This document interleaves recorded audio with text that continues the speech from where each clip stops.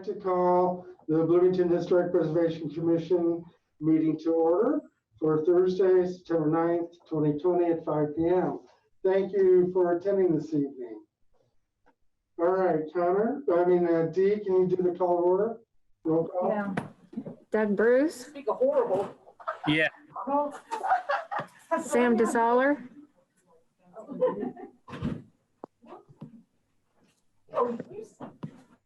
Susan Dyer.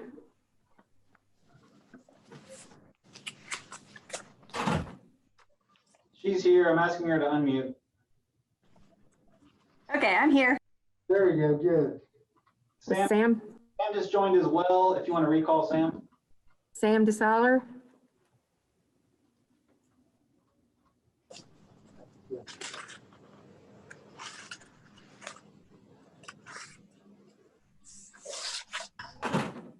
Jeff Golden. Here. Sam DeSaller just got here. Noted. Deb Hutton. Here. Lee Sandweiss. Don Saunders. Yes. Chris Sturbaum.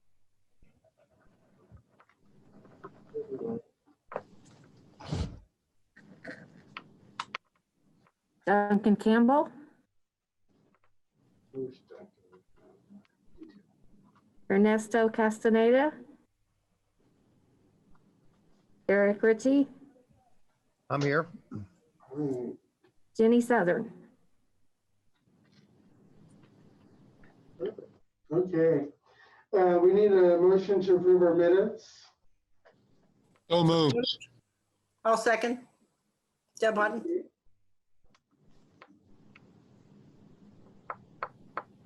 Okay, Doug Bruce. Yes. Sam DeSaller. Yes. Susan Dyer. Yes. Jeff Golden. Yes. Deb Hutton. Yes. John Saunders. Yes. Derek Ritchie. Sure, Oh, why not? Sorry. Motion carries 6. Thank you, Dee. All right, let's move over to the COA staff review. That'll be COA 20-37, 325 South Rogers Street. Yes, 325 South Rogers, not 305 South Rogers, which is on the PowerPoint. We've seen this about, maybe 3 or 4 times, this property in the last year. This is in the Prospect Hill Historic District. The petitioner actually previously received a COA, which is COA 2020 for the installation of a fence. However, the petitioner approached me and said he wanted to kind of change the plans a little bit. What we're going to do now is it's still going to be it's no longer going to be a wrought iron. It's going to be strictly a vertical privacy fence made of wood, 6 foot in height, and it's now going to start behind the midpoint of the front and rear building wall. So it's now more of an actual real backyard fence. And then over here on the side as well, you can see. So really, the fence is in a more favorable condition than the earlier approved COA. It's now more of a backyard fence, which is preferred in the guidelines. The material and style of the fence meets the guidelines as well, and staff approved. The next one, COA 2039, is 919 East University, which is in the Elm Heights Historic District. The petitioner asked to remove a mature oak in the front yard. I asked to see an arborist report stating that the tree was in deteriorating or dying condition. I received that documentation. Here's a picture of it. The limbs really present a hazard. Actually, last year a limb fell off and damaged a neighbor's car. So the guidelines do allow for removing mature trees if they are certified as dying by an arborist. I received that documentation and staff approved the removal. All right, thank you, Connor. All right, we're going to move on to commission review, and we'll start with COA 20-36, 600 South Woodlawn Avenue.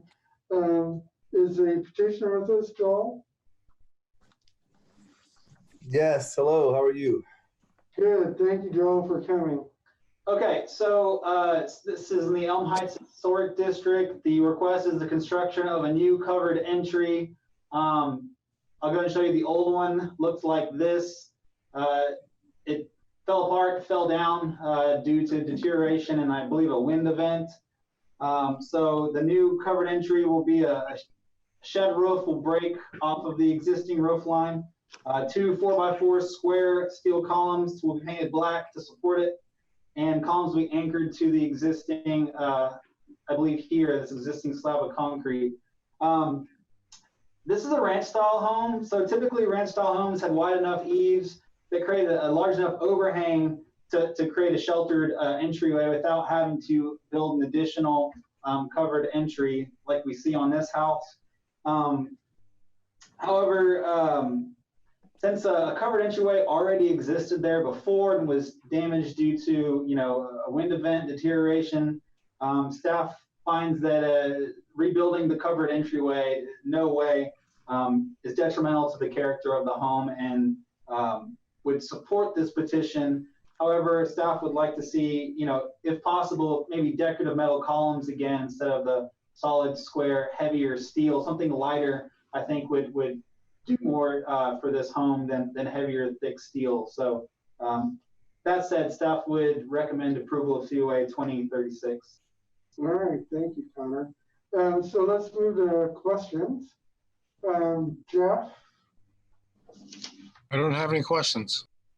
Deb, My only question would be for Connor, and that is, are the lighter decorative metal columns more era appropriate than wooden ones? Yeah, Deb. So ranch homes would have usually small wooden posts or decorative metal posts. You know, nothing, no kind of fancy columns. It was very simple and plain stated. And they typically wouldn't have a covered entrance that would come off the building. Like I said, the wide eave would act as the covered entrance. So I think if we can minimize the impact of this covered entrance, the more then it would be preferable. And could I do a follow-up? Would those metal decorative, so not solid, posts be strong enough for a new wind and not be blown away again? Yeah, that's a great question. I think really the answer is how well they're anchored into the concrete and how well they're anchored into the roof, and are they allowed to be exposed to a lot of you know, rain, and if they're not kept painted, they're going to deteriorate and rust, and that's going to cause issues as well. So I think a lot of that might be a maintenance issue from the property owner perspective, but that's a great point. Thank you. Thank you very much. Lee,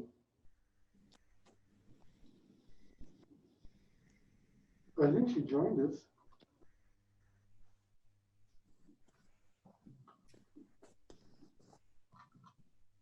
Nothing from Lee.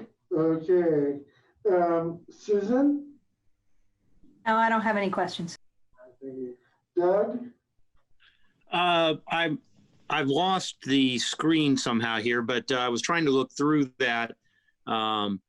Did we get any comments from the Elm Heights Association? We did not. Okay. Sam, do you have any questions? I do. This is for the petitioner. One is, what is the clearance between the slab and the lowest part of the structure? I'm going to ask a bunch of questions, and I think you can, if you can address them all in your answer, that would be great. The next bit is, it looks like there's just a fascia shown. I'm curious as to the construction of that shed roof, whether it's, I mean, you've got shingles and paper and plywood, and then what's the framing under that, and then what's holding up that framing. It's pretty tight as far as I can tell. So there's no beam shown on this drawing, so I'd like to know what's holding up that and what the clearance is under the beam. Hi, Sam. How are you, by the way? It's good to see you. Oh, hey, how's it going, Joel? I'm fine. our children were in preschool together. I don't know. Let me grab a scale. I'm not 100% sure. The old the old roof was attached to the fascia, and we originally thought of, to put a gable back into the roof line, but we were advised by Connor to avoid that, and understandably. So I'm not 100% sure without scaling it right now what the clearance would be, because you're right, it tends to get a hair tight. As far as the construction goes, there's not, we'll lag it into the fascia underneath the gutter, and we will, try to minimize the headroom loss of the beam that supports it up front. But we anticipate, it's obviously plywood, paper. She does want shingles to match the rest of the house, but we could also do a different material that doesn't take up so much room as well. It's not how we have it drawn at this moment. Do you want me to grab an architect? I'm in the office. Do you want me to grab an architect scale and give you that headroom for sure? Oh, that's all right. I mean, I think my largest concern is like assuming that's a 6'8" door, which I'm guessing from the air it probably is. Yeah. It's probably like at the step it's 6'10", and then if you're lagging into the fascia, you're only coming down from there. Although it doesn't show it, that it's not shown that way on your drawing. Your drawing actually doesn't show any kind of support beam at all. It just shows the columns bumping up into the bottom of the fascia, which I think is, I think there's some design work that has not yet happened, and that I am concerned that it's gonna, I just don't know what it's gonna look like yet. Does that make sense? Yeah, I think the design as it stands is kind of a the whole reason the reason we're doing this for this lady, she wants to re-roof the house, but she wants to take care of this nuisance up front first and to do it the right way. So I think that's where the shingles are coming from, is that she's planning on re-roofing the house anyway, and we're going to have RCV, roof the house she's going to have them roof the house, and we work in concert with them, of course. So this is gonna be concurrent with the re-roof job. It's just you need to get the approval. We're trying to get ahead of it so she can get that done. But we don't necessarily. And the challenge is staying, as Connor mentioned, below the gutter onto the fascia. If there's an accommodation to do a different style of roof, sky's the limit as far as what she can do. This particular option can end up being less expensive for her, but we can submit whatever you guys want, as long as she gets a clean entrance and she gets a roof over her head. Gotcha. Hey, Connor, would you go back to the elevation of that of the design elevation for a minute?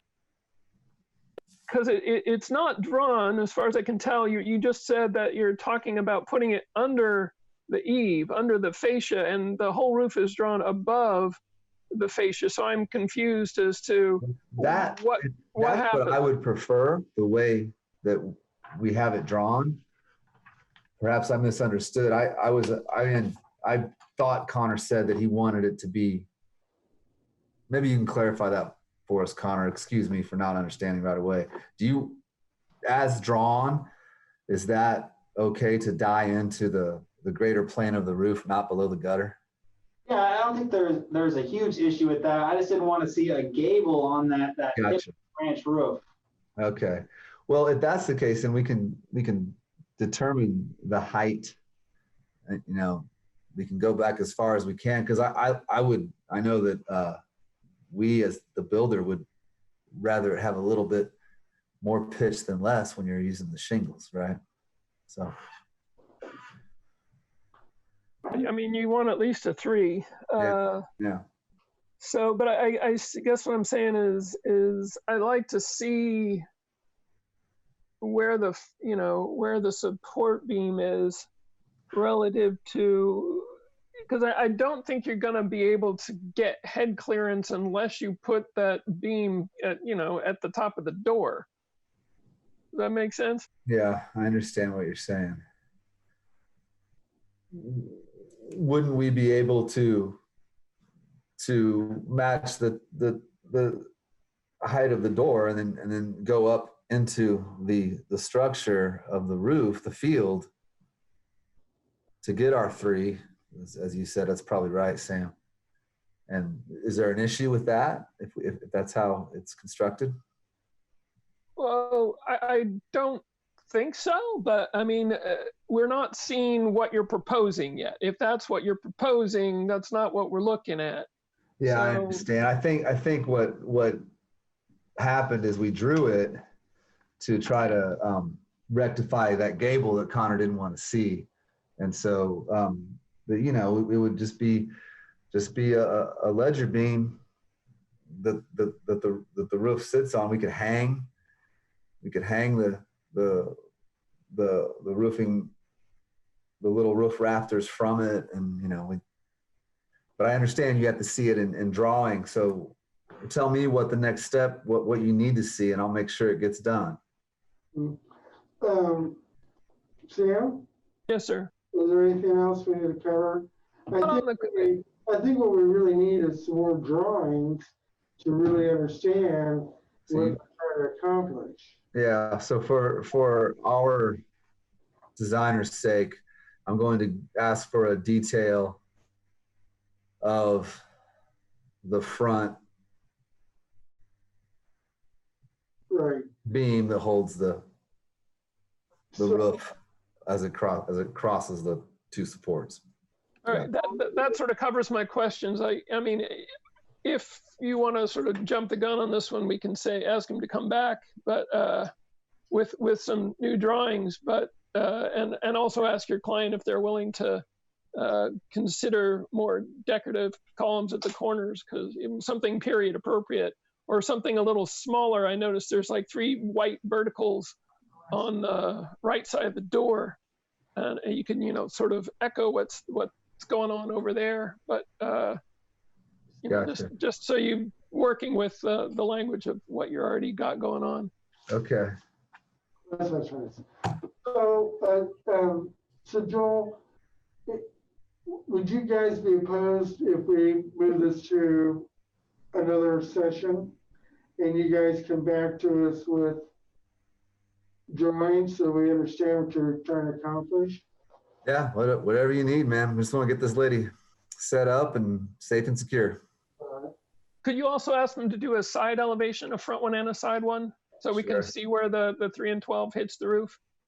I would just like for the rest of the commission to even be able to have comments before we're already making decisions on the COA.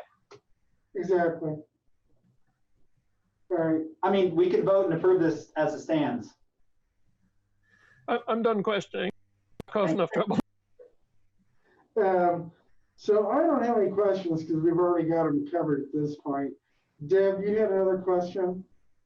I know Sam just said it. Could we have a north or south elevation to see the slopes of the roof and the ground at the same time and the steps? Thanks. Thank you. And Derek, did you have any questions? I have no questions. All right, great. So let's move to our comments. Jeff, comments?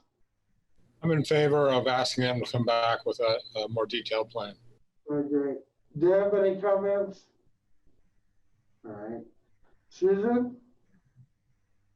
Yeah, I'd agree that it would be nice to see more plans. Lee?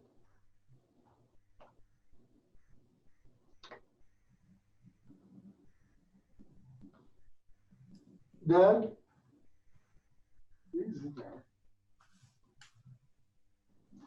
Hello, are you there? Yeah, we got you. All right, I saw the unmute there. So, yeah, we hate to design on the fly, and we ask everybody to pretty much give us what's going to take place. So, I think Sam kind of caught it pretty good here, and I think if the petitioner is willing to come back, I think that would be probably the best, so we can get kind of a view of exactly what it's going to look like. Thank you. Sam? I only have two other comments. One is that I agree with Connor, and I think that the 4-inch steel columns might be a little heavy, and some decorative ones might work really well. I think the other thing that you might consider is bringing those columns out to the end of this side, out to the corner of the sidewalk, and that way you're to another couple of feet. So that way you might be able to avoid some of your head height issues. I think that sidewalk comes in. Oh, wait a minute. There's one. The plan shows it coming in from the side, but the photograph looks like there's something coming in from the front too. So I might have to retract that. You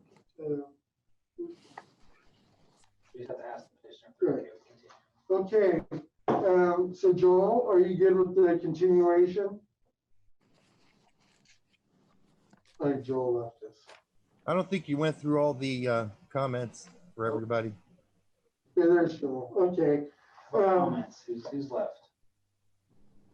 Myself. And Derek. And I don't have any comments. And Derek? Yeah, I know it's kind of inconvenient, but I mean, if we get these drawings right, this is going to be approved in a snap. So it's just about making sure we really know what's going on here. That's it. And do any of our guests have any questions or comments?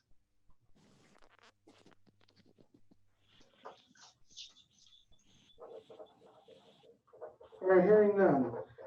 So if we're good with postponing this, all right, let's move forward. Yeah, I think we heard Joel say that he was okay with continuing it. So we're just going to put this on the next agenda, and Joel can come back with some more drawings. Thank you, Joel. All right, let's move on to COA 20-38, a lot on West 6th Street, Neuroscience Conservation District. Mr. Webb, are you with us? Yes, I am. Thank you. And this is new construction. So Connor, you want to give us a... Sure. So this is the lot that you're seeing here that they're going to be building on. So it's a vacant lot.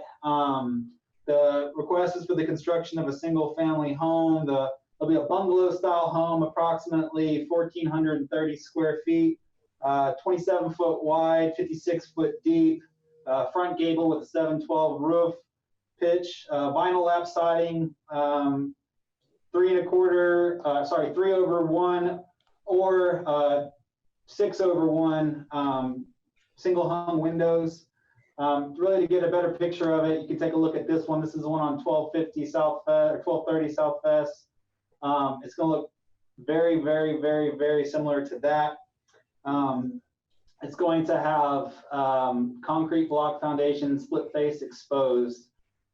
So looking at the design guidelines, which aren't complete yet, but we've certainly had a lot of conversation in the neighborhood about the guidelines. They're probably about 75% complete. The form, the scale, the height, the orientation, the setbacks of the proposed new construction, it really ticks all the boxes there. Fenestration, it's compatible with the historic character of the district. When working with infill and historic districts, the design goal is to be differentiated from the historic structures, however compatible with really the character. So it's kind of a difficult balance to strike, and I think that this project strikes that balance. Maybe a little close on a little too compatible thing. I mean, I've seen houses like this over in McDowell that almost look identical with a little inset porch. However, with the newer materials, the vinyl siding, I think that it does a good enough job of kind of differentiating itself as new construction. So staff recommends approval of COA 2038. Great. Mr. Webb, do you have any additional information for us? No, he pretty much explained it. This is just a bungalow that we're looking to do, and we're just going to do a duplicate of the house that we did at 1230 South Fest. It's just a front load house with a little patio on the back. There's no driveway because this is directly adjacent to an alley, and we were just going to have a parking pad at the back of the property, so we don't need to really even worry about a driveway paperwork, whatever you call that. All right, great. Thank you, Mr. Webb. Jeff, questions? Yeah, this is for Connor. In your discussions with the neighborhoods around the guidelines, have you talked about vinyl siding? Yeah, we talked about vinyl siding. I think vinyl siding was discouraged. So it may not agree with the vinyl siding aspect of things, but those guidelines aren't formalized. I shared this with the Neighborhood Design Guidelines Committee, and there was some feedback on there, kind of went a lot of different directions. It was a chain email, wasn't very coherent. So I invited them to join the meeting tonight, or at least a spokesperson to kind of act as spokesperson for the group and give their feedback on the project. Thank you. That's all I have. Deb, No questions. Lee?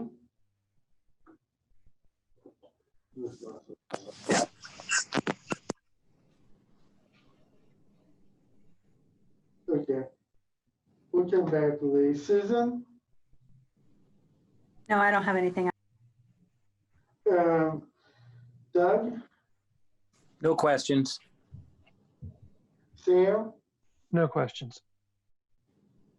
I don't have any questions myself at this point. Derek? No questions. And do we have any public questions?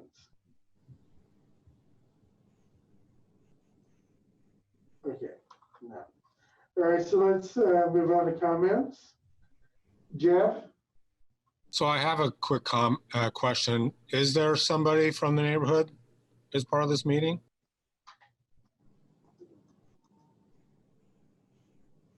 Apparently not. Nope, doesn't look like it. Okay, I don't have any comments then. Thank you, Jeff. Deb, question? It's a delightful little house, and like the pattern we had designed, the only comment would be the vinyl material for the siding, and is it okay or not with the neighborhood guidelines? Seems like a big question because there's so much of it. So that's all. All right, Deb, thank you. Susan? No, nothing else. Doug? Yeah, I would just wonder about the neighborhood and the guidelines and vinyl, although, if there's no one here tonight and it seems like it was kind of unclear in the direction that may go, I would not be too caught up in it. And really part of it is because I just did a garage, kind of a story and a half behind the house that the first one that you did.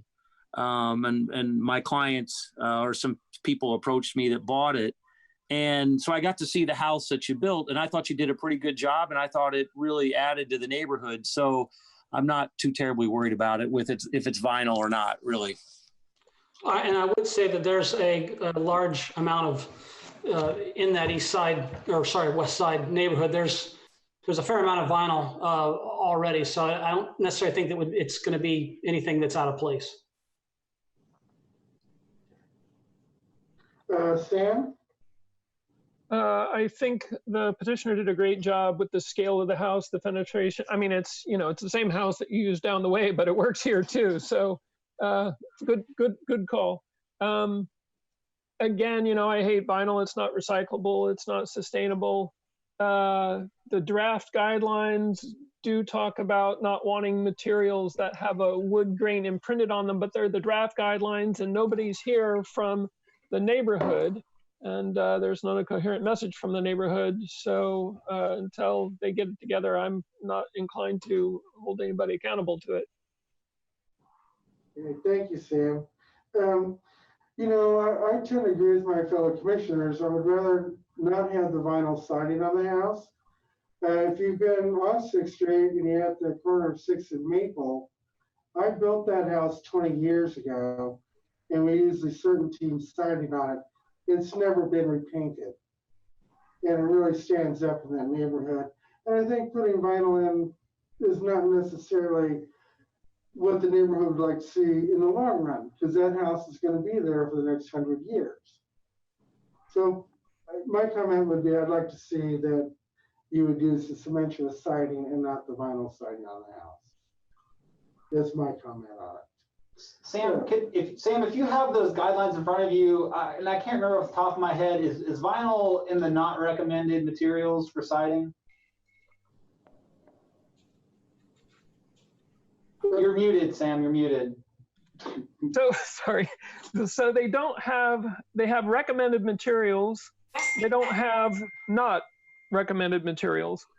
So the recommended materials, it says, building materials, whether natural or man-made, should be visually compatible with surrounded historic buildings.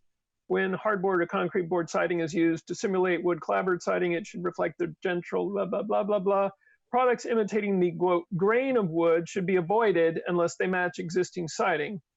And then 3, recommended brick, limestone, clapboard, cement board, wood, shingles, stucco. So it's not recommended, but it's not called out as a bad thing. So it's not on the we like this list. Okay, that makes sense. I kind of remember that now. Okay. Derek? Yeah, what I really like about the style of building is that even though it's a bungalow, it's clearly not built in the same era as 99% of the bungalows in town. So it's discernible as a new building, yet it still fits in. So I really like this. I'm not a big fan of vinyl. I don't think anybody is. But then again, as it's been mentioned, it's not a banned item. There's not a list of banned items. So I think with no one here from the neighborhood to speak up, it's hard to, say anything else but yes at this point. All right. Thank you, Derek.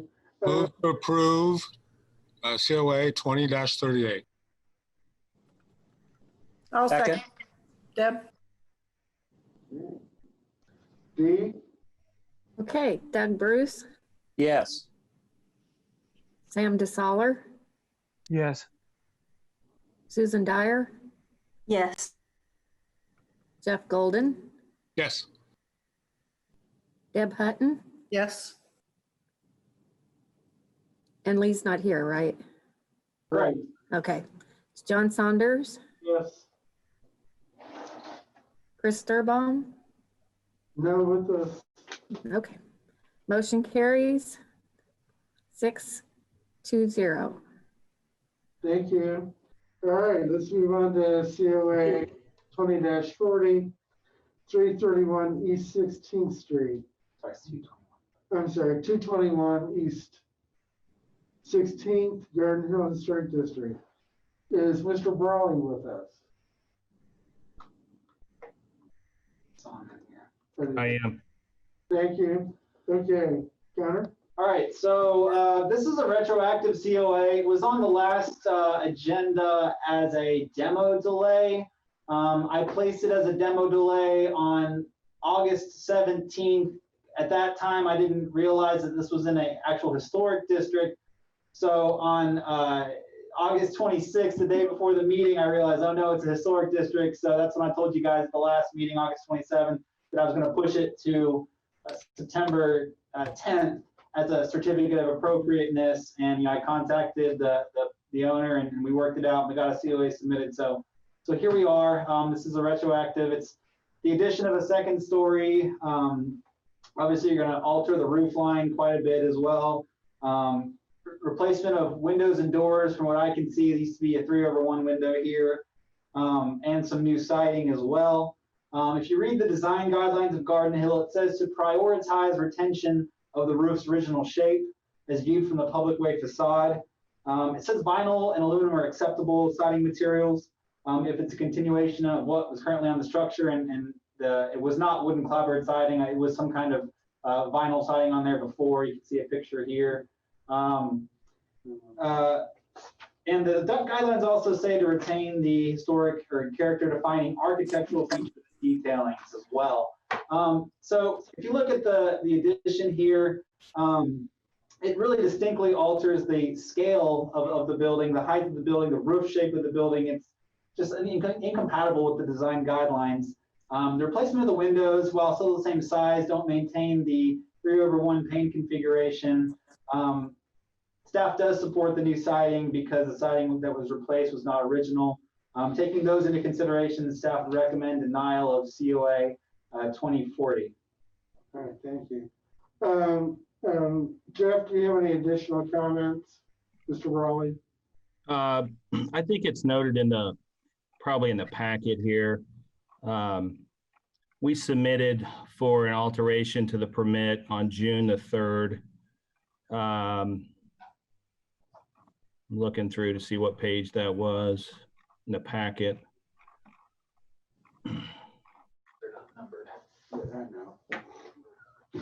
They can't be that way. Yeah. Looks like on page 41 of the packet, I was out with COVID. I was out of the picture. I had a contractor do this job. Contractor resubmitted the permit from its original submission to alter the roof line. It got submitted, it got sent over. I think maybe in the notes, maybe someone can share. I don't know, there was a call from the city at some point that said, questions regarding the permit, the revised permit or the new permit.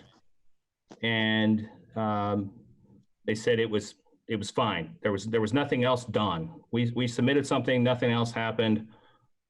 I got a call from Connor on late August, notifying me of this. That was the first message I got. Okay. All right, thank you, Mr. Brawley. Jeff, do you have questions? I'm going to disqualify myself from this. I just did an appraisal on this property as part of the sale of it. So I don't think it's appropriate for me to deal with this. All right, thank you, Jeff. Deb?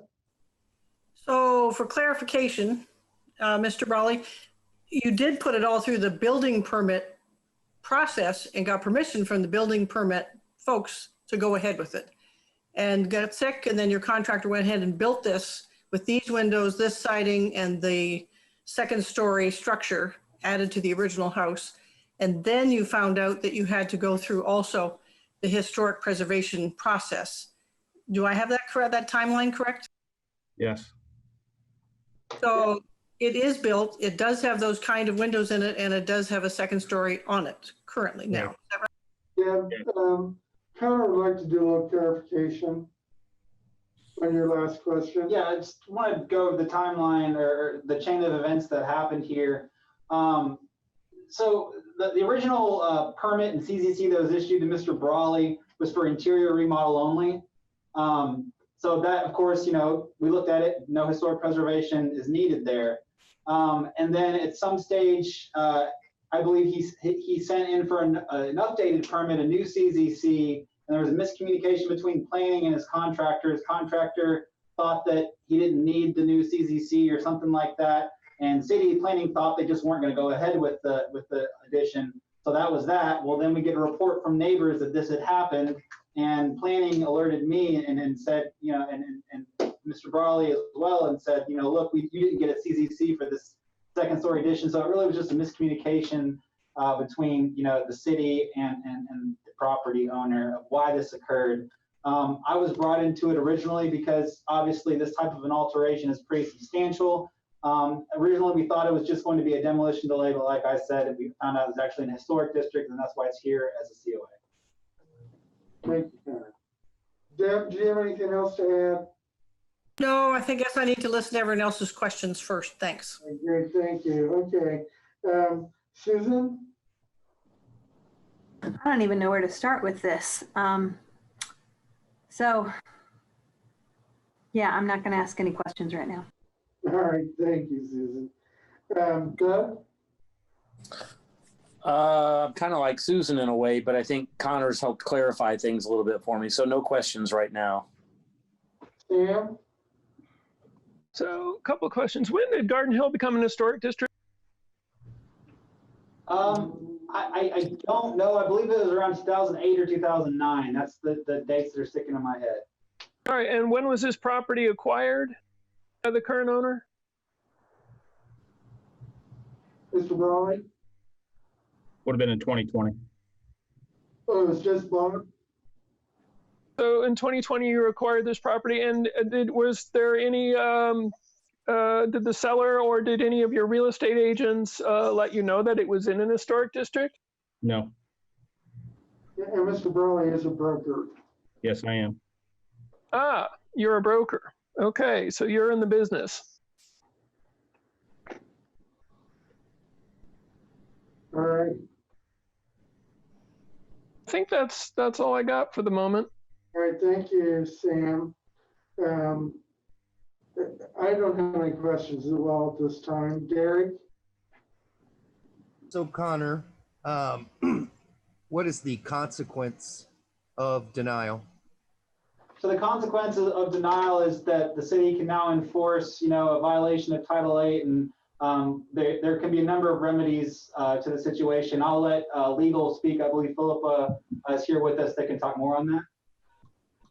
Yeah, hi. So if you deny it, one of the remedies is abatement, which would have him undo all the work that doesn't comply with historic preservation standards. It could also be a fine. So, and the fine is for first violation up to, it's $2,500. Okay, and how much of the real building's left underneath all that? Not much.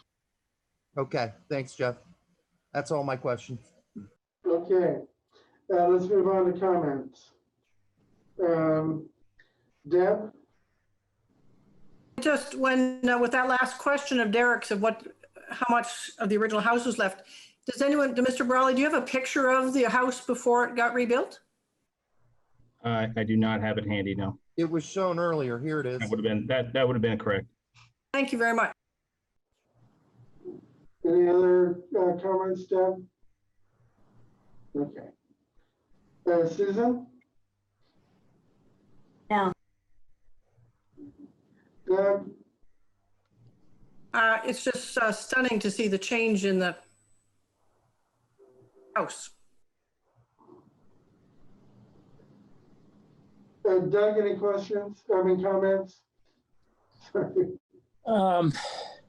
Yeah, I hate to see what we've got in front of us here.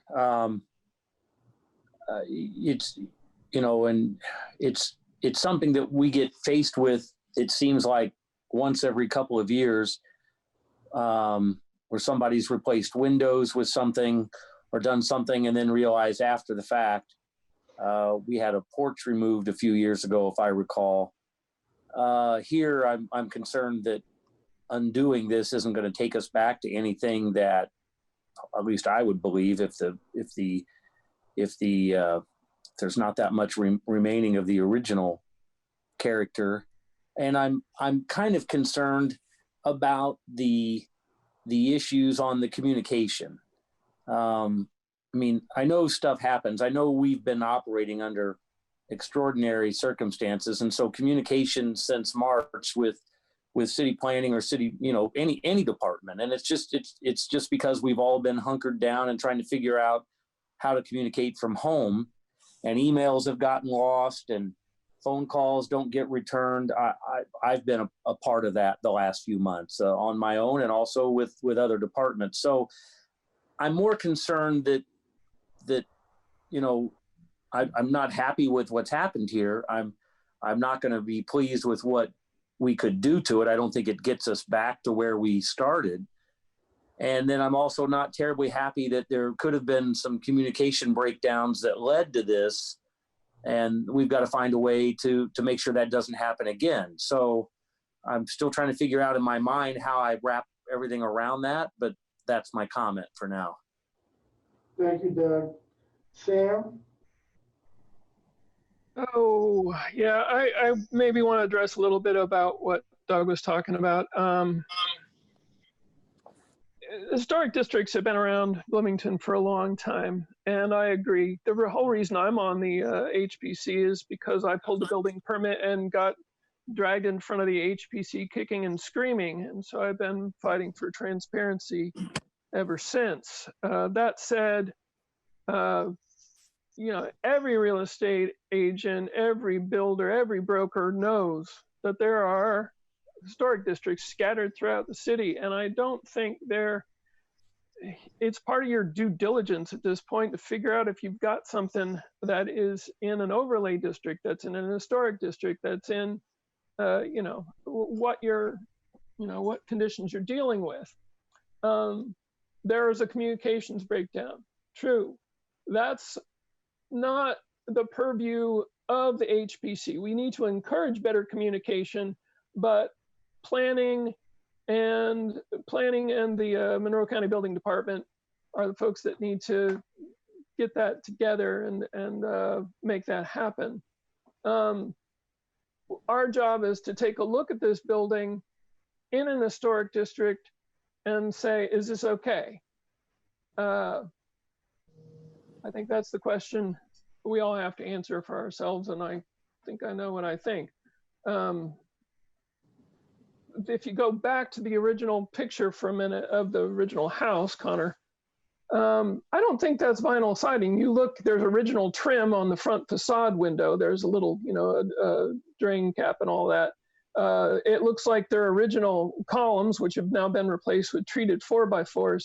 You know, everything on this house has been, all the original detailing has been kind of stripped away. So it's probably a replacement siding. I don't think it's vinyl because, you know, you look at that and it looks like some kind of 6-inch lap siding, and then there's a 4-inch down in and under. But it doesn't have that telltale bit of trim around the windows as it screams vinyl. So I might argue with Connor a little bit about the pre-existence of vinyl there. That said, the scale of this is really unfortunate. The configuration of this is really unfortunate. I'm going to have a hard time doing anything but denying this one, and I think that's all I got to say.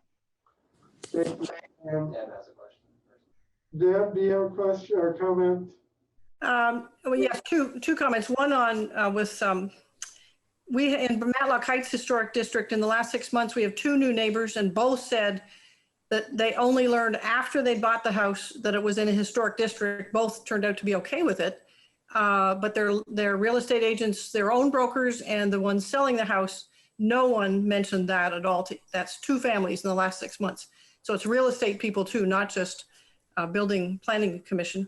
And the second thing is, in some of the other COAs we've addressed, since we're looking at the street side here with that big second floor 2-story wall, we've denied COAs and made people or persuaded people to switch their designs to look more like a house on the street side, the public way, the main street. And this looks like a great big wall with a bunch of windows in it. It doesn't look like a house from the street side. So that's my comment. Yes. Okay. Derek, do you have any questions or comments? Yeah, I mean, this is unfortunate on a lot of levels, and I think Sam covered most of them. And, you know, this isn't okay. And the fact that, you know, there was communication errors and COVID had something to do with it. Yeah, I mean, I want to empathize with that. I do, but wow. I mean, this is pretty colossal, and I would recommend denial. Thank you. It sets a bad precedent. Thank you, Derek. And I believe we have public from the neighborhood with us this evening. Phil, are you still here with us? Yeah. Hi, this is Carrie Slab for Garden Hill Neighborhood Association. Thank you. Carrie, do you have a comment? We we're just sick about this. We called it in. The house used to be one of the ones that I would take people on tours and show them what a nice job had been done in redeveloping the house. We take issue with the siding. I could quote from the guidelines where it talks about not downgrading siding from what was existing on it, even if it was a replacement siding.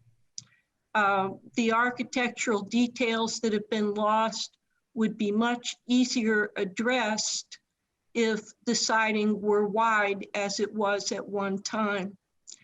But the bottom line in this is we're going to have to live with this forever. What's been taken out, I think, can be put back with judicious planning.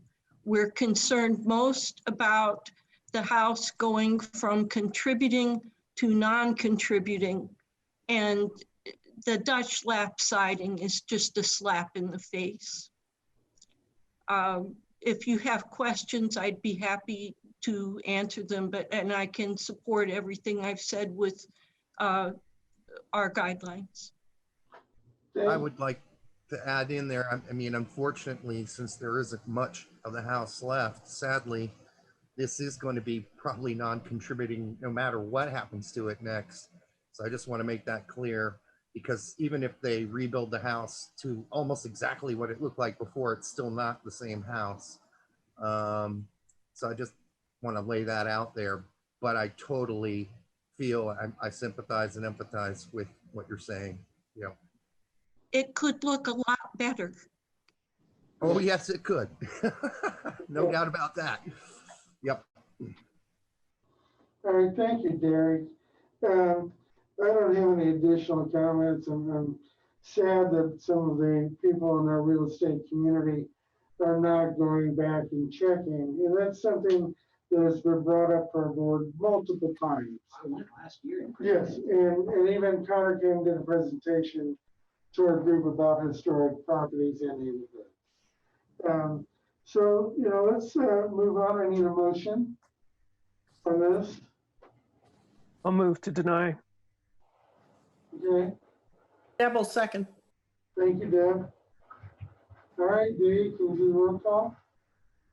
Doug Bruce, No. Sam DeSaller, Yes.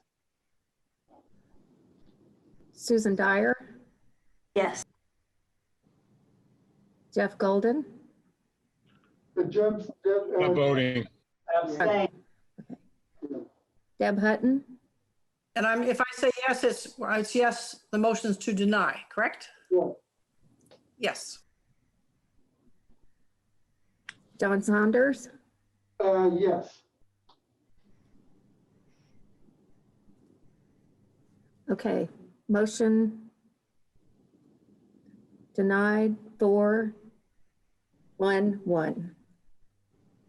Motion carries for denial. Yes. Right. Better words. The motion for denial has been approved. The application is denied. Jeff, thank you for being with us. I'll be in contact with you next week about what's going to happen since the COA has been denied, and we can talk about remedies and solutions. Okay. Thank you. Thank you. Now we're going to move on to demolition delay, 424 and a half South Walnut. Josh, you with us this evening? Yes, sir, I'm here. Right, and Matt, you're with us too? I thought I saw him up there. All right, Connor, let's. Yeah, we're no stranger to this. Now this is the third agenda it's been on. It's the Players Pub building, Boxman's Restaurant, Mitchell Brothers, built it circa 1926. After we did a site visit last week, I took some photographs here. I'll go through those. So, looking northwest, looking southwest over here. There's brick. It's a wood frame building, and it has brick veneer on two sides of it. Here's some operable awnings that we saw. You know, they still have their hinges here, so these would originally open up to ventilate the building. Here's the rear of the building, some pictures here. This is an extension that was built on to originally an open 2-story porch. They enclosed the porch and then built another open porch on the back of it to create some more living space, because this is an apartment here on the 2nd floor of the 2-story portion. Here you can see a view looking at the roof and the inside as well here. Notice there's a pretty saggy beam, but we believe because that's the case because there used to be a column here that was removed. So you lose the support, you're gonna sag. And then that's the 1st floor of the 2-story portion of the building. So, you know, we all have our various opinions about the varying condition of the structure and how salvageable it is. Well, of course it is salvageable. Anything with enough time and money is salvageable, but you know, whether the economic or technical, you know, whether that exists or not, that's up to the HPC. I'm looking at this as you guys should. I want to remind you, this is demolition delay. This needs to be released. Let the full demolition happen, or this needs to be a exploration of designation. I shared a staff report with you guys delving into the building's history and the history of the Boxmans at the last meeting. I hope you had an opportunity to read that. Based on what I was looking, based on my research, based on the criteria for designation, the 10 criteria, there are 3 historic criteria and there are 7 architectural criteria. I find that it is eligible under 1A and 2F for historic designation, and I would recommend forwarding it to the council at this stage. While most of the historic fabric in the immediate vicinity has been removed or severely altered, this building retains more than enough of its original form and materials to convey its historic nature. You know, and I was particularly impressed with the building's history itself. I know over the second half of its life, it may have been a house of a building of ill repute, perhaps, or maybe, you know, some varying degree of businesses were in there, but that wasn't the case for the first half of its life. You know, it was attributed to the Boxmans, a very, very successful and nationally recognized restaurant. So I just wanted to remind you guys of that as well. So yeah, staff recommends forwarding Demo Delay 2017 to the Common Council for designation. Thank you, Karen. Jeff, questions? I don't have any questions. Deb, how about you? No questions. All right. Susan? Nope, no question. Thank you. Doug? No questions. Sam? Do we have anybody from the community here to speak to the proposal to demolish this building?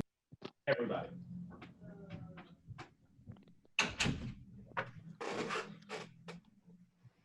Let's see.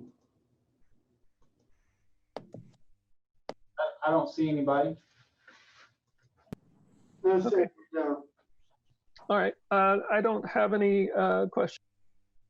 Yeah, I don't have any questions myself. Derek? Yeah, I mean, I'd like to technically know, at least,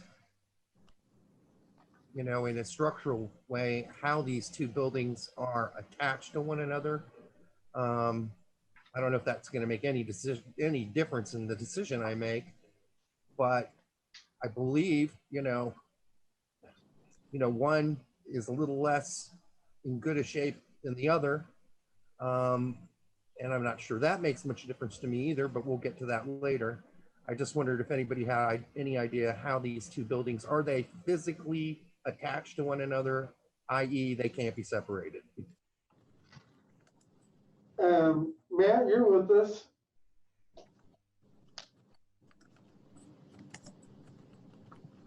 Yes, sorry about that. Connor may know more about the history of the 2 structures. He seemed to think that they maybe were built separately. You can determine from the interior that there's a fairly large common wall between the structures that has been, at some point appears to have been opened, where the Players Pub is formerly was open together. So I don't know if that was a firewall at some point that was then opened up. Structurally, they appear fairly independent in terms of the two-story building is obviously has a second floor and then a roof. And then the one-story portion has its own structure and roof, as you can see from Connor's photos, that is, quickly failing. So I don't know if that answers your question. It's a start, I guess. I mean, I've been in this building hundreds of times. Actually, I've been in both of them over the last 20 years of my life. And I always had the feeling that they were actually separate buildings that were sort of opened up to attach to one another at some point. But just a structural question. Thanks. All right, thank you, Matt. Let's move on to comments. Jeff, comments? So after doing my tour of the building, this building has significant damage. And maybe I'm sorry, Jeff, both buildings? Because they're actually two different buildings. they are tied together, and the first level goes into the second building, as you well know. Yeah. So that's one point. We're not supposed to talk about financial feasibility, but there's a bid in there to replace that roof, which is not financially feasible to come up with anything. As we were at the site, we talked about maybe just saving the facade. I think that would be a mistake, because you're going to end up with a building that looks weird. And then context. This part of the city has changed significantly within a block. There are lots of new construction there. And while I think it's important to remember the inhabitants of this building, Connor's point around the history of it, I get that. But I'm in favor of releasing this permit and allowing it to move forward into something new. All right, thank you, Jeff. Deb, comments? In this, two comments, I think. One in this one, and it may be cosmetic only, but looking at the Southwest Players Pub end, they've made an attempt, which again may be only cosmetic, but to replicate the columns, the brick columns with limestone caps of the two-story building, which have, even though it's all brick, they still have two side columns, north and south, with limestone top on them. So there's been some attempt to make it all one, which doesn't make one whole building, but it does mean someone made an attempt to make one kind of building in looks. And personally, I'm more interested in seeing it saved to some extent because of the wonderful rich history. I don't mind looking at blocks which are mostly modern, and then there's some historical piece in the middle. It still reminds us of our history, and hopefully we could find a way for the business to build enough around it to make it financially worthwhile.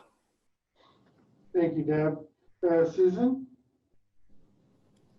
I'm in agreement with Jeff on this one after walking through. So yeah, I'm in favor of releasing it. Thank you, Susan. Sam? The building does have a rich history. The building is a disaster structurally. There's very little left that's not intertwined and falling apart, with the exception of the front facade. And given the surrounding context, it's difficult for me to spend the political capital we'll need to spend to send this one out for designation. So I'm torn about this one, but I'm leaning to let it go. Okay. Doug? When we do things like designate or letting it go rather than designating it, can we put in caveats such as save 5% of the facade and incorporate it in some creative way? Is there any way to do that kind of thing? No, Deb, because this is not in a historic district or locally designated, so this isn't design review. If this was for a COA, we could certainly do that, but because this is demo delay, we can't. I'm like the rest of my commission members. I'm on the edge on this property. Again, I hate to see a building like the Mitchell, like this building, two-story, go away. Losing the Paris Club, not so much. The north side of that building, it's really in pretty bad shape, and they've got a lot of stuff going through it. But on the other hand, the two-story, we looked at it, and I think that it could be saved. And they've already done a lot to it, new siding and new windows. So that's kind of okay. I hate to see another one, especially the rich history behind this property with the Boxmans. But that's my comments. Derek, what are your comments? Well, I have certainly a soft spot because I was part of the consulting crew many, many years ago that helped them tear off that horrible front siding off of this house. It was repulsive, and was able to uncover the M on the top of the building, which, we were cheering when we finally saw that it was all still there behind all those horrible flaps of wood. I have to say that and I know Connor told a little bit more of the story about Boxman and his relationship with Colonel Sanders, but actually, to give you a little more detail, it was a part of Colonel Sanders' first tour, and he toured all over the country, mostly the Midwest when he started, and he would knock on restaurant doors and say, listen, I got this secret recipe, let me make it in your restaurant, and I'll show you how darn good it is, and then you can sell my chicken, and every piece, I get, a percentage of every piece you sell, every piece of chicken you sell. And so the Boxmans took him up on this deal, as did many restaurants across the Midwest, and they started making his chicken. And it was pretty famous at Boxman's. Now, later on down the road, what happened was Colonel Sanders started his own, franchise and his own, basically his own business. So he knocked on those doors and said, hey, that agreement we had, well, it's null and void. If you want to continue to make my fried chicken, you have to open up your own franchise, which is what Mr. Boxman ended up doing south of this building many, many years ago. So I just thought I'd throw out some of the details of that interesting story. It was actually featured on a history program on the History Channel many, many years ago, his tour through the Midwest. And we were one of the stops along the way, and the Boxman's restaurant was one of those stops. I would like to also bring up the fact that the Mitchell Brothers building on 3rd and Washington, which was just as bad. I mean, the back of the building was caving in on 3rd and Washington. Well, that building was saved, and it still stands today on 3rd and Washington amongst, out of context, as we've said, with all the other buildings around it. But it stands alone, and it reminds us that at some point in time in our past, there was a family called the Mitchell Brothers family, and they built these buildings. And of course, it's in great shape now. If you haven't taken a tour of it, it had been abandoned for probably a decade when it was restored. It's a wonderful, wonderful building now. The same thing can be said for the Mitchell Brothers building on Hillside and Walnut, which was, when I was going to college, if you lived in that place, that was some creepy crawly stuff. It was in horrible, horrible shape. Again, got, I think it was Jeff, the Jeff here, that bought the building and restored it and sold it. And now, if you tour that building, it's absolutely wonderful. Not only 3 or 4 buildings north of the building we're talking about now is another restored building from the same era, which was in horrible, horrible shape. And it was fixed up and now have amazing, lovely apartments on the 2nd floor and a business down below. So I would propose that this is an important decision. When I posted up on Bloomington Fading, for instance, that this building was going, it was outrage. Now, if this were actually a physical meeting that people could go to, and they would feel comfortable going to something like that, I think you would have a crowd in this room who would have a lot to say about this building. And I think I would recommend that we go ahead and take the chance and we let the Common Council make the decision on this and let the people and the public have a chance to find out about this, because a lot of people don't know about this yet. It hasn't been published in the papers. Nobody knows about this. So the public has had no exposure to this information. And I think we need to let the public know that this is happening, and we need to let the Common Council decide this. And I would recommend we send it to them and let them make that decision in front of the community. Thank you. Thank you, Derek. Are there members of the public that have a comment?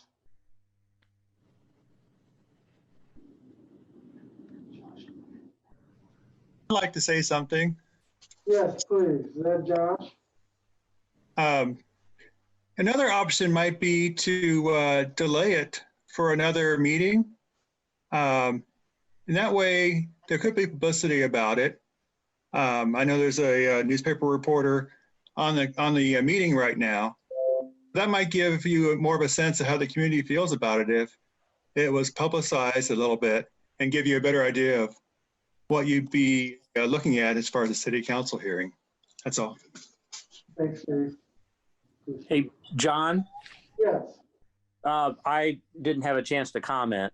Oh, I had, Doug, I didn't mean to pass you. I don't think you heard me at that time. Okay, I get your Deb and your Doug confused sometimes. D&D. You know, I wanted to add, I have been intrigued by the information that Connor has discovered on this. I'm kind of on the fence about a portion of the building, which is a part that's got me torn. I've toured the building a while back for a client.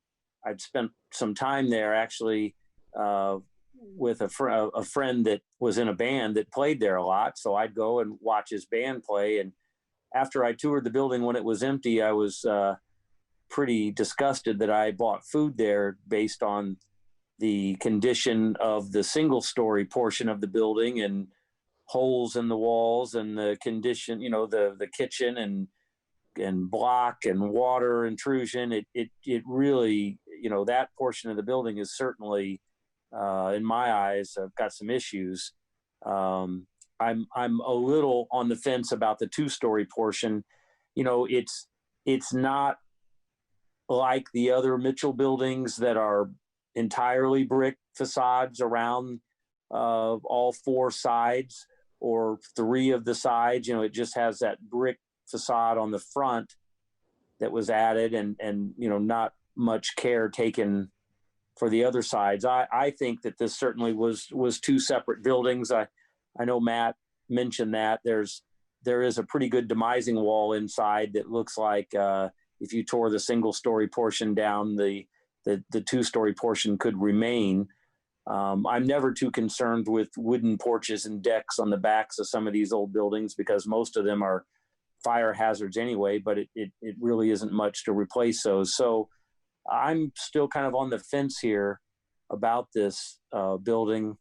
I certainly think that there's been enough changes off and on over the years to the single story portion. And you know, again, it's hard for us to let these buildings go. It's also not the only Mitchell building that's left.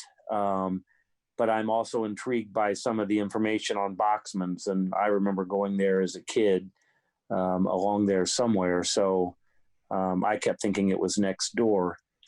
Anyway, that's my comments for now. All right, thank you, Doug. Hey, can I say something, guys? This is Josh. Yeah, Josh. Just to address a couple of the comments. One, for Mr. Ritchie, I actually own two of those Mitchell buildings that he was talking about. The one that's remodeled there, 1300 South Walnut Street. And then the other one there, I guess everyone kind of knows it as the Evil by the Needle building. And so I do like, those are actually my buildings. I love those buildings. I think they're great. And so I respect the process and everything. And so like, so I get everyone's feelings here. And so this wasn't like, you know, filing for the permit wasn't taken lightly, I guess is my point there with respect to Mr. Ritchie's comments. And then Deb, like like going forward, that's what we wanted to pay homage to the old facade. We already planned to incorporate something in a sense to that, you know, to the tradition or the history of the old building itself. And so I know we're technically not allowed to show you guys any of that, but that was already in our plans and in the works as well, even before we filed for the demo permit, ma'am. So. Thank you very much. Thank you, John. So Josh, I just had a question I'd like to follow up with based on that. You know, when you say you're going to incorporate, I mean, how much of what we see now, generally on the front, you think will remain, I guess is the easiest way I could put it. I mean, ideally, and this is Mr. Ritchie, correct? It is. I'm sorry, Josh. Yes, it is. And so right now, essentially none. And so of what you see, but what we would replace it with would pay homage to the entire facade, essentially. And so the new structure, you would see the remnants of the old building. And so I don't know if there's any way to actually send that to you guys, you know, and let you take a look at what we had planned on. But and kind of the rationale for that is there's a lot of different types of bricks. There's been changes over time, and we just didn't feel that we could save anything. I mean, even if you look at the corner right there, I mean, there's structural issues. There's miscellaneous bricks that you know, over the period of the 100 years or 80 years, I don't know that we could find or match anything. And so like it's and that's why we made the determination that we did to file the permit the way we did, just because we didn't think it made sense to try to save this one like we did the others. Great, thank you, Josh. Okay, we need to have a motion, please. We don't need a motion. So Oh, I just sorry, we want don't have a to motion. kind of chime in here a little bit about this. This can technically go until October 30th for your 90 days.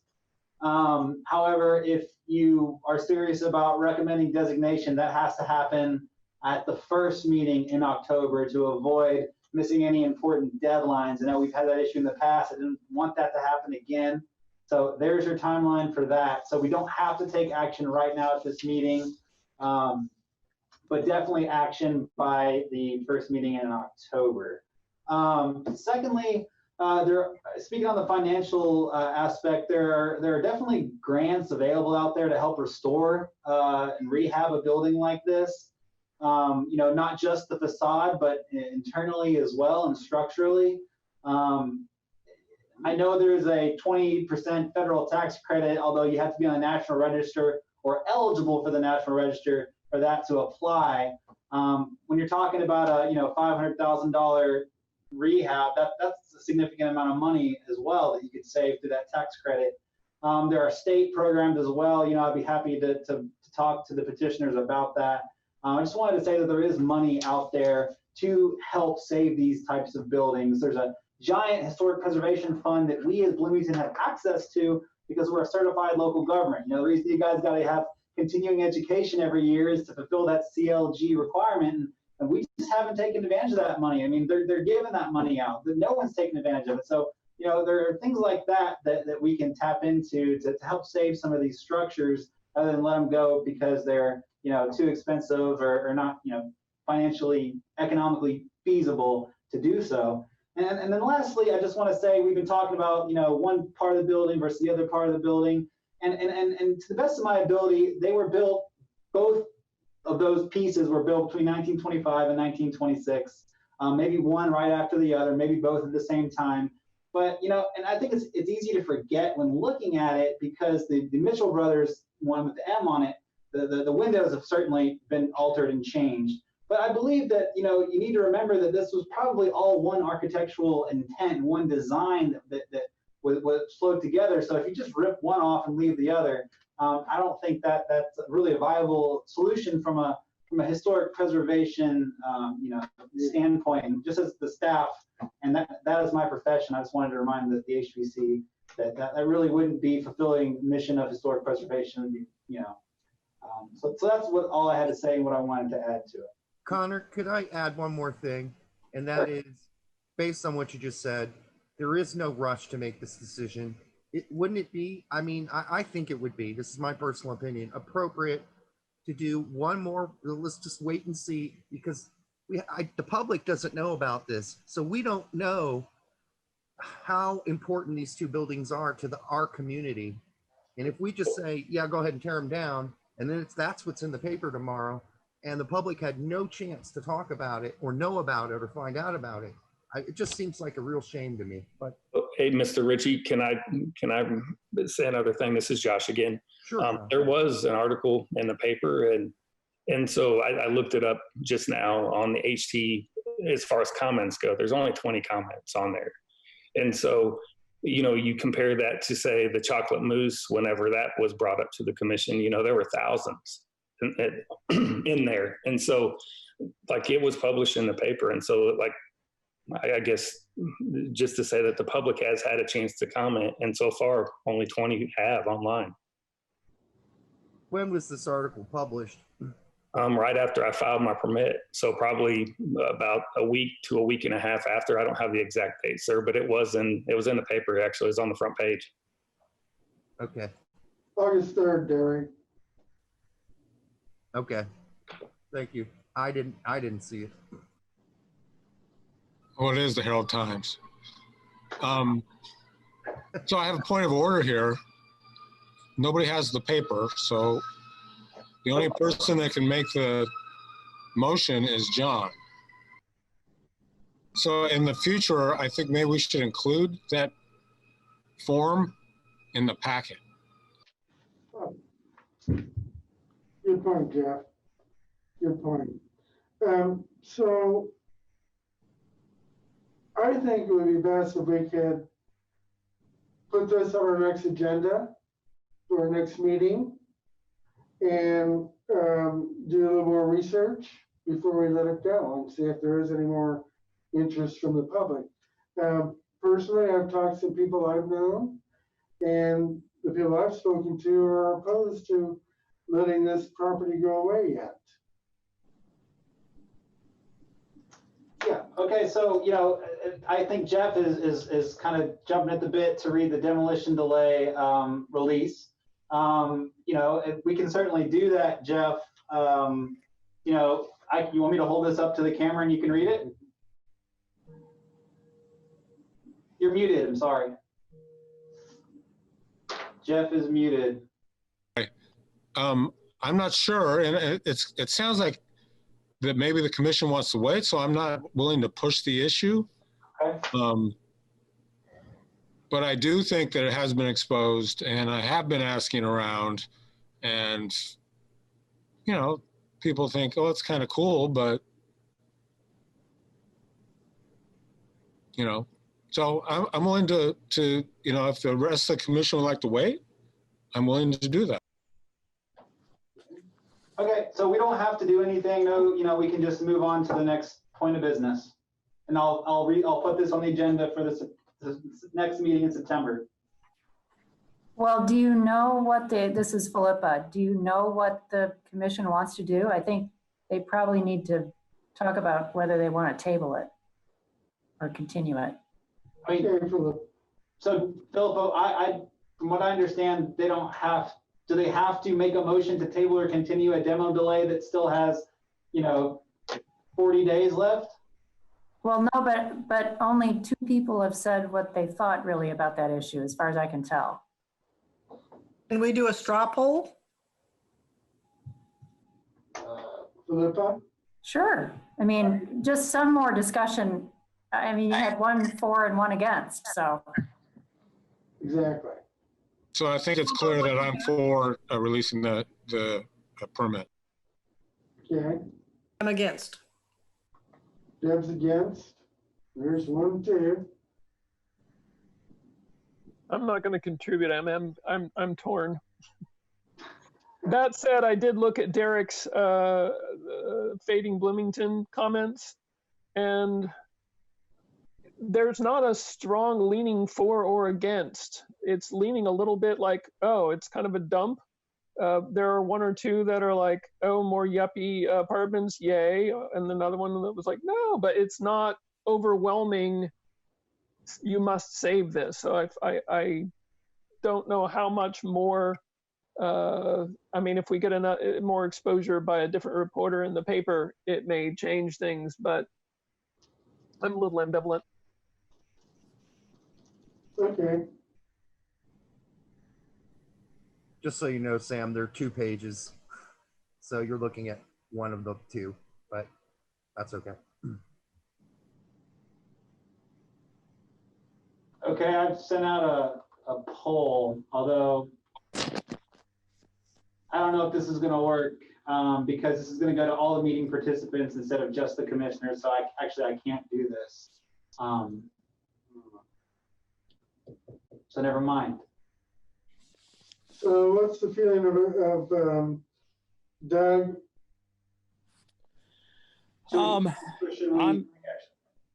Go ahead. Sorry, so we continue or take action? I'm kind of like Sam and Jeff on this in a way. Just like I said, if this building just had more of the brick, more of the Mitchell building presence that the others have, I've seen too much in the single story portion, and you telling me that they were both built at about the same time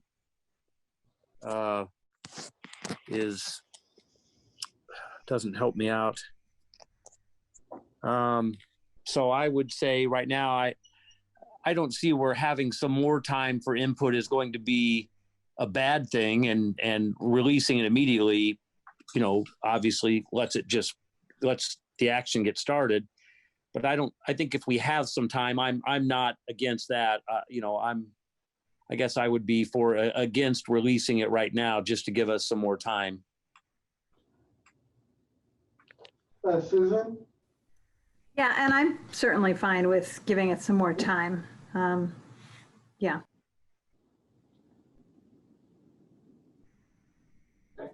Right. It sounds like that most of the members are in agreement to allowing us to put this on our next agenda coming up in 2 weeks. And I'm okay with that. So I think that's what we should do. Okay. Okay. Josh, we're going to move you up to the next meeting. Oh, that's fine. Thank you. Thank you for your patience, Josh. Really appreciate it. Thanks, Josh. Absolutely. Thank you. They Oh, used to have those little, yeah. have the same windows. Look at all the brick on the front of the 1-story building there. Yep. There's the old KFC that he built in his front yard because Henry Boxman lived there. Okay. Let's move on to new business. Oh, yeah, that's it. This is Derek Ritchie's favorite material for buildings. No, you gotta look at that. That was a lot of fun to take off. Remember when it was the filler green or the pit stop? Right there. There we go. Yep, the pit stop. Yep. That was a wonderful spot. All right, so let's move on to new business. And I see that we have restaurant design guidelines. That's in our old business. Under new business, I kind of want to talk about more of the Mitchell Brothers homes. I have learned that the corner of Hillside and Walnut, around the street to Southern Drive, that's a whole neighborhood of Mitchell Brothers homes and buildings. There are 5 that I believe that were built by the Mitchells. alongside the building that Josh owns there on the west side of Walnut. But we have these 5 houses, and it's my understanding that all 5 of them were built by the Mitchells. And if you go down Southern, there are 3 more houses. 114. You can see the brick here. And then across the street, there are 2 more. This one here and the one next to it. And so I wonder if this is something we would like to try to save this neighborhood. And there's some really interesting houses through here. Hey, John, didn't these properties just transfer, or they're going to transfer? They're going to transfer. And so far, I haven't seen the transfer in the paper yet, but I do know there's a pending offer on it. Yeah, I heard something about that. Yeah. The pink house, I think, was built around 1890. It has 8-foot doors and 12-foot ceilings. And then this one here, the yellow house, is one of the original farmhouses built there in the neighborhood. And if you remember a while back ago, Regency came to us modifying a house that's been designated. It's a mid-century modern over on Vermilion. They wanted to add that side entrance, and that was several years ago. Nice house. Yeah, unfortunately, they tore the front porch off. The gentleman who owns this property called me last week and wanted to know if he could paint it white. And I convinced him not to do so. So luckily, Thank you. we don't have purview over it since it's not designated, but I was able to convince him that'd be a terrible idea. So it won't get painted white. He wanted it to look like this building. Oh, anyway. God. So, I mean, this is something, I mean, you were talking about, and you can see how the Mitchell brothers moved the construction to the south part of Bloomington. I mean, we know the Ted Jones's building is a Mitchell. The Mellencamp's building is a Mitchell. This is a Mitchell here. And I'm not sure, but maybe the one that Josh has at 1300 is probably a Mitchell building. But even the pool structure, I mean, it all kind of has that same construction and feel to it. So what's your comment on? So we asked the commissioners if we should move forward to making this a historic district. It is in the 2004 interim report, and this area is considered the Monon study area. And the Monon study area comes all the way down here to Driscoll, and then goes over to Lincoln, then down to Vermilion, and it captures that little section of Monon, and then College there. Isn't this already designated though? No. Okay. Not be. I know these homes and everything behind it that we're looking at are not. Right. Looks like there's a mini district there. It is. I think you're right, Deb. It is. And it's an interesting neighborhood. I really don't see very many properties coming on the market in this area.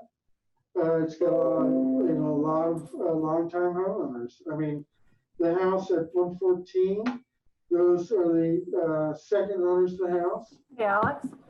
They bought it in 1959, and they bought it from the Mitchell family. And my understanding that house was built as a gift to one of the daughters for their wedding.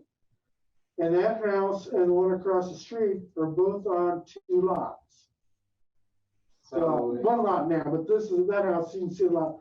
I was told that was a tennis court at one time in its life. This? That was a tennis court. Yeah, I can see it. And then the house across the street where you see that fence, it is also on a double lot. This house that Connor's got up now.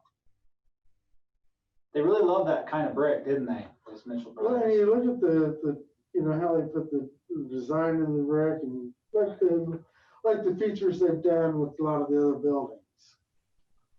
So basically, that's what I'm asking the commission. Is this something we want to move forward with and try to preserve this area? Hey, John, have the property owners, the current residents, have you spoken to any of those yet? Is there any interest from the residents to pursue this? I have, Sam. Not Sam, talked to, other than the current owners of 114. And of course, they're going to sell that property, but they would like to see that happen eventually. Yeah, Sam, I have, and it's the houses on the several residents that live on the west side of just south of Grimes, along South Walnut. You know, all those little bungalows. There are several neighbors there that have already started talking about that. One of them I know, and whose name I just cannot remember to save my life right now. But yeah, there's some discussion going on. Right there with that. Yeah, there you go. Yeah. I don't think we're going to get a lot of support from the property owners who are rentals out there, and there's quite a few. But you know, that's always an obstacle you have to deal with when you try to create something like this. Okay. All right. Any further comments? Any more comments? I would absolutely support it. Thank you, Derek. Anybody else have an interest? Okay. Susan, I'd support that. I think considering, and this isn't a good reason not to do it, considering who's buying those properties, it's going to be a fight. Well, Who's buying the properties? you can't disclose that. I can't say.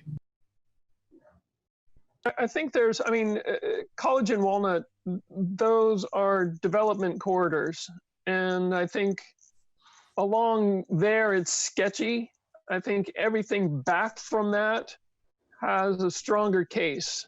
But all those gorgeous houses that the Mitchells did right along, you know, the main drag, that's a tough one. Good point, Sam. Yeah. Sam, have we not seen some oddly shaped historic districts though before? I mean, we're talking about just another hop, skip, and a jump south, right? Okay. All right, thank you, guys. Appreciate the comment. Let's move on to old business. Restaurant Road Design Guidelines. Thoughts, comments, concerns, questions? Yep. Comments, concerns, questions? Hey, Connor, there's a couple of illustrations that didn't make it into the packet. I'm wondering if they're around still or if you need new ones. I don't know. I have to look at that again. There were so many going back and forth between us over a long period of time that I may not have gotten all those in there, but that's something that I can work with you to make sure that those get in the guidelines before they're finalized. Sandy. All right.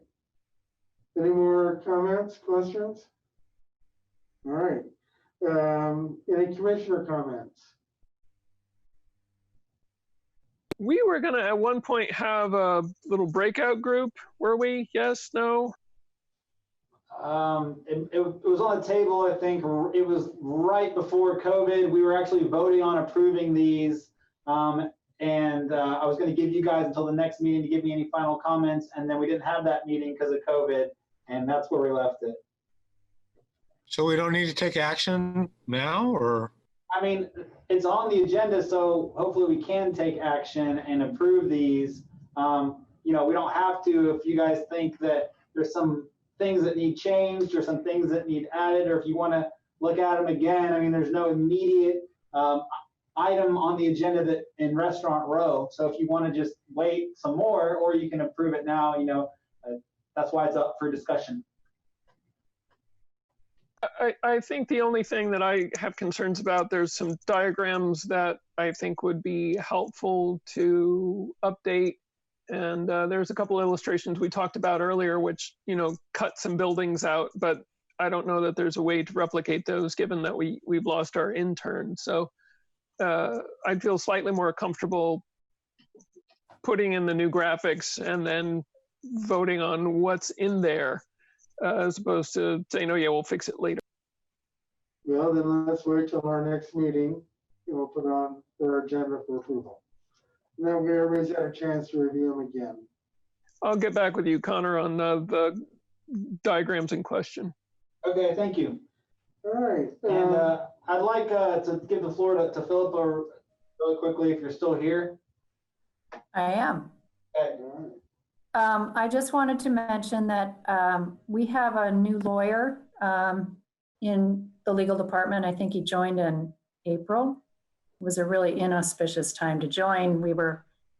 I think we started working at home the week before he showed up. Anyway, his name is Daniel Dixon. You may have seen his name here on the list. He showed up tonight. He handles parks and hand is technically where the HPC resides, the historic preservation function. And so I will be transitioning the legal staffing to Daniel. Oh, thanks, Sam. I'll still see all of you and I will be the backup. He will just be the primary. But he's a very good lawyer and so I think he will be here for a couple of meetings. We're overlapping and I'm starting to hand over materials and things to him. So I just wanted to introduce him. I don't know, hey, are you on camera, Daniel, so they can see what you look like? Yes, I'm here. Oh, there you are. So that's your introduction to him. And when we're back in person, you'll see more of them. So thanks. Yeah. It's nice to meet all of you, and hopefully I look forward to working with you all and hopefully meeting you in person sooner rather than later. Excellent. Welcome. Thank you. Okay, that's our final announcements and they're ready for adjournment. Can I ask you a question, John? Oh, absolutely, Deb. Philippa, what's the timeline on replacing Eric as the Associate Director of HAND? Well, that position was posted and I don't know where it is in the process, but as you might imagine, Doris would certainly like a deputy. So she, I'm sure, is all over that. I don't know if Connor knows, but my guess is they're somewhere in the process of reviewing resumes. I think the posting is probably closed, but I don't know for sure. I can find out and let you all know. I can tell you we're actually interviewing the two finalists tomorrow. Oh, good. Well, there you go. Excellent. Great. Thank you, Philippa. Well, I like your fireplace. Oh, I had one other quick question, which might be a Philippa question too. On that retroactive approval denial, which we denied, the options were abatement or fines or both. Does the HPC get to, or should it recommend a solution, or does legal just run with it? Normally staff runs with it, but you can certainly register if you have a preference of how to handle that. Gotcha. Thank you. Thanks, Philippa. Thanks, Sam, for clarifying that. Any more comments? Yeah, real quick, as Sam just brought this up, I think that was my concern in a way. We haven't had something like that happen in a while. And I know that for me, the answer was going to be that what we built back is not going to be historic. So then are we just looking at punishment? And to me, then that meant that I was willing to let the permit go, but how do we look at one and say, but there should be some fines for what happened? Yeah. Does that make sense? Mm-hmm. I hear that, but I also heard from the neighborhood that this they're going to have to look at this for the foreseeable future. It is And- repugnant, yeah. Sure. Hey, as an architect, I mean, it's one of these, you can tell that architects aren't required for 1 and 2 family homes. And so sometimes you end up with this even on new projects. But my point there is that I guess if he builds back, but for us as a historic commission, he's not building back something historic. So all we're doing is punishing him. I understand the neighbors have to look at something, but is that out of our, to me, we're splitting some hairs there. Is that I wondered more about, how do you split having to build it back versus a fine, and $2,500 doesn't seem like near enough. Doug, I have a question then that piles onto your question, which is, since it is in a historic district, and if we tell them, hey, you got to take that down and build something back, won't we get to look at it before they build it back? Well, I think the object would be to restore it to what it was before, not necessarily build something back, restore it to where it was before, and then get a COA permit for any kind of addition that they're looking for, since obviously they wanted more space and more rooms. But I'm sorry. Oh, I just wanted to say one thing, which is that from a legal perspective, if this were to move forward and we required them to abate, I mean, they ended up getting a CZC, which is the permit from planning. I guess it was retroactive. So that puts us in a bit of a bad spot. One department approved and the other is now trying to get them to undo it. I'm just telling you, that would be a difficult legal position for us to navigate. You've answered exactly what it seemed like, that because of the communication issues that were there and what was granted and what wasn't, I don't know how, I don't think in the end we're going to end up with what everybody thinks we are. And I'm certainly sure there aren't detailed drawings of what was there. It's going to be, well, it looked like in this picture that window is this, but in fact, maybe it wasn't. So I think it's a tough one all the way around. It really is. And that's why my vote was the way my vote was. But see how it plays out. How far back would the fine go? Would it go back to when they got the approval and we discovered the issue? Or is it, because the fine was up to $2,500 per day, how many days would it go back? Right, so it would be something like, and we have not really looked at this to calculate any number if we were going to do this, but probably from the date of the violation, when they started doing the work without the permit, to whenever they applied for a COA, for example. Okay. Well, or actually, I mean, it's complicated by the planning permit, to maybe when they got the okay from the planning department. Yeah. If the property is already transferred to a new owner, does that make a difference? Say that again? You mean? So he was selling that to one of his clients. I'm not sure it's closed yet, but that's why I did an appraisal on it. So now there could be a new owner. Or not.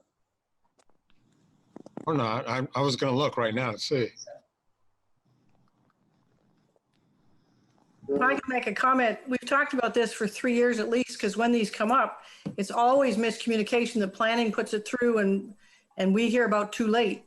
Or real estate agents don't tell the seller or the buyer that it's a historic or conservation district. So are we allowed at some point to make our own motions or pass it through common council that annually, the 1st of June, the 1st of January, we send out a notice to the planning, to all the real estate agents and to whomever we want, or we post it in the newspaper, that the process, that if you're in a historic district or a conservation district, these are what they are. They're listed. Here's the website. And you got to take that into account and just do an annual education, not meeting people. We've talked about seminars, but simplify it, but some way that annually we are actually giving notice out to folks in both the planning or any other committee in the city council in the city that's important and relevant, and all the real estate people and appraisers. You know, I agree with you, Deb, and you can preach all you want to, but it's not going to make people follow through with their duties. I mean, I'm a realtor. Repetition does help to some extent. And I try to find out if it's historic or not. I mean, and it's not hard to do. You just type the number into My Bloomington and it'll tell you this district. Or you call me. Or you call Connor. And certainly, Mr. Brawley has been around in the real estate business for a number of years. So is the planning department, and this has happened over and over in my few years on the commission. Yeah, I think we have to do some sort of due diligence on our own, as well as requiring people and brokers and realtors to do, because Sam's right. He should have done due diligence on his own as well. So I think, we should do it on our end as well.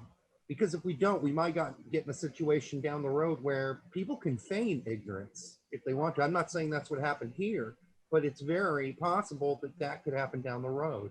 So yeah, nip it in the bud in both directions. One possibility, although our reputation with the Monroe County Building Department isn't great, is to request them to have just checkbox on their permit application. Is this property, if within the Bloomington city limits, within an historic district, or is it a contributing historic building? Just so they've got to check yes or no on there. So there's at least pause. That's brilliant, Sam, because it's the easiest, simplest solution. I do want to say one thing. I don't know that it's really possible to place blame here.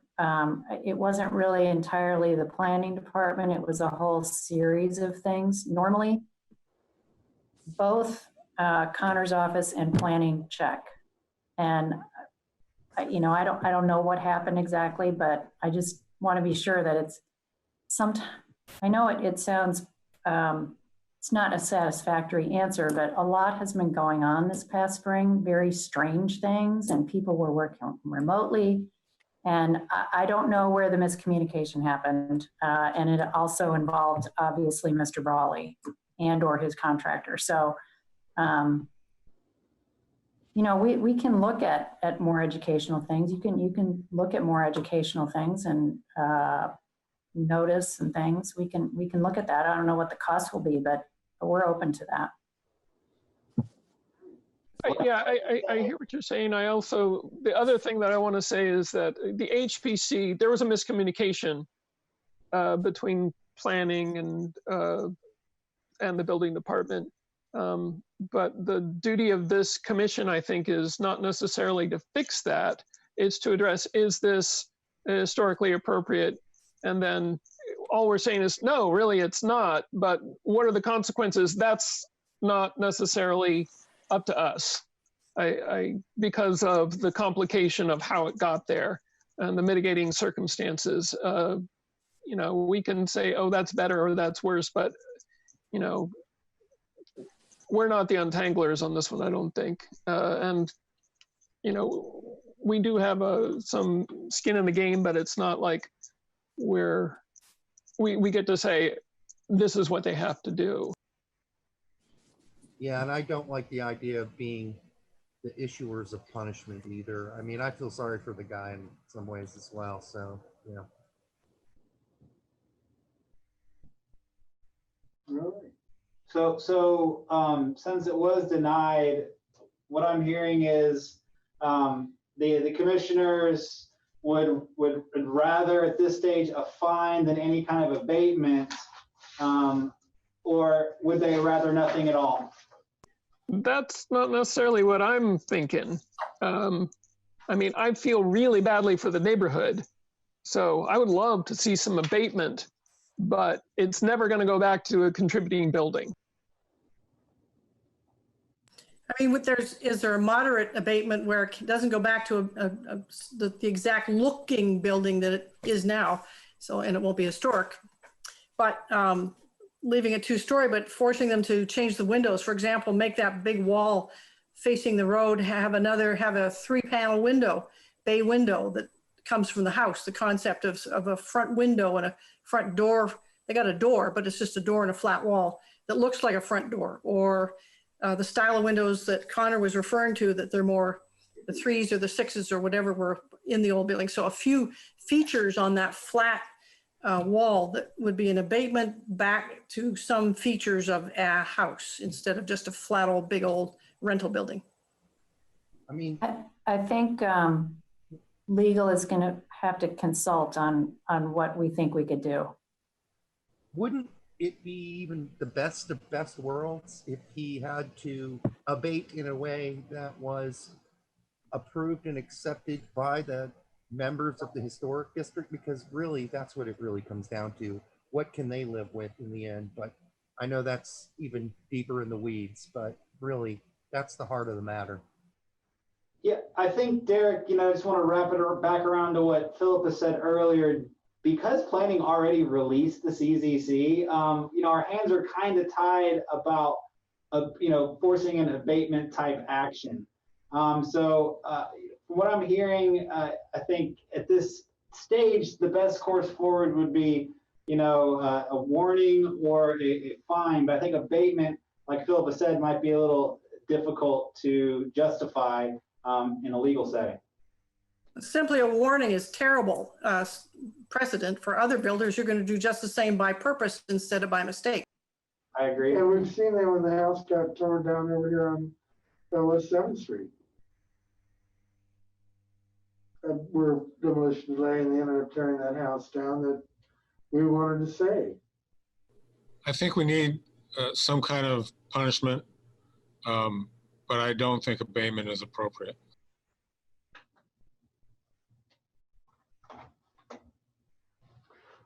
I personally like Deb's idea, but I don't know if we could do anything like that where the neighborhood group could get together and make suggestions on a way to make that building look more appealing than what it is. But again, our hands are probably tired, and it's probably something not an option for us. Okay. All right. Any more comments?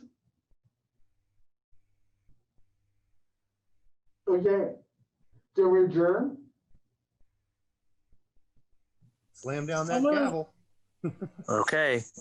Good night. Good night. Thanks, everyone. Good night, everybody. Hey, everyone. See you in 2 weeks.